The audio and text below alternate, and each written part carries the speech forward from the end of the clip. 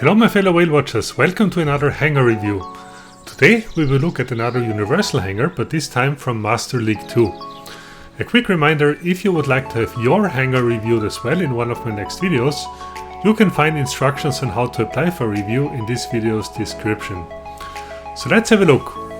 The Harpy with Scorcher Incinerator, this is the classic Harpy build that emphasizes its strengths, which is to create blast waves. So that's one of the best builds for the Harpy. Also, Yang Li is a great pilot for it. Just a reminder, only recently a new pilot called Peregrine Rain was released.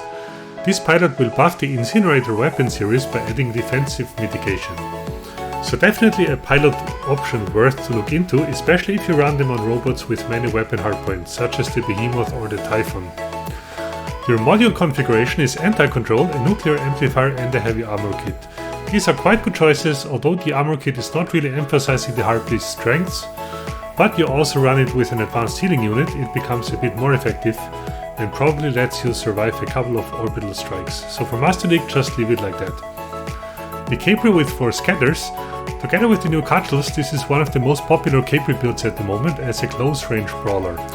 With 3 overdrive units, you have optimized it as a damage dealer, and the advanced healing unit together with the Misaki and Ponche pilot also makes it quite resilient.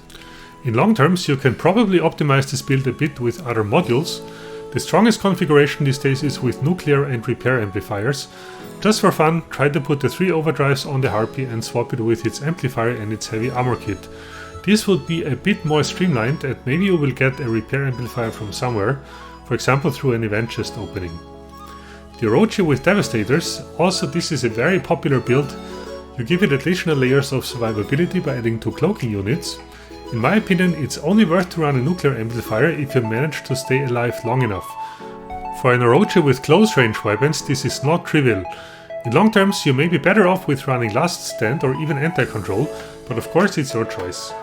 An advanced healing unit is okay, also the Ghost Pilot is quite standard. Then we come to a quite interesting build, which is the Shredder Puncher Hades. This was once one of the best Hades builds before the Puncher got nerfed, but even today it's still very powerful. The inbuilt weapon of the Hades gets charged through its pink shield and can do considerable damage. With the right pilot skills and microchips, this works very well with phase shift, as the cooldown times of weapons ability and module complement each other very well. But if you don't have all the stuff, also advanced healing works quite well. You run Lilian's Statera, which is the legendary Hades pilot that buffs its weapon range a bit. Also nothing wrong here, and you run it with heavy armor kits and a nuclear amplifier, pretty solid. Your second Harpy, you also run with Yang Li and they control a nuclear amplifier and advanced healing, so it's basically the same build that you already have, but this time with brawling weapons. It can work, but keep in mind that the Harpy is not necessarily designed for close range brawling. You may find yourself in situations where you die very quickly, especially at this low level. So I would consider to keep the Kitsune Harpy and run it with your Scorchers and the Incinerator and ditch your other Harpy for a tank. If you already have a Bane and 2 Venoms, a Fenrir would be the obvious choice, also because you already have several heavy armor kits that you could use. Your Ox Minos with Squall Retaliator is already at quite high level. You run it with 2 damage modules, an armor kit and Quantum Radar. Also here, there is a bit of improvement potential. The strongest builds for the Minos at the moment are with Cinders or a full shotgun setup, but also range setups can work quite well as long as they are streamlined. Also try to get some Titan anti-control modules, definitely worth it. And I won't upgrade your Retaliators any further than level 17, mostly because the reload time is quite annoying if you come into the highest leagues. So in short, this is a very good hangar, but there is some optimization potential, especially when it comes to your module setups. Modules should always emphasize strengths of certain builds, so that they are most effective. Then, what I'm missing a bit in your lineup is a heavy tank.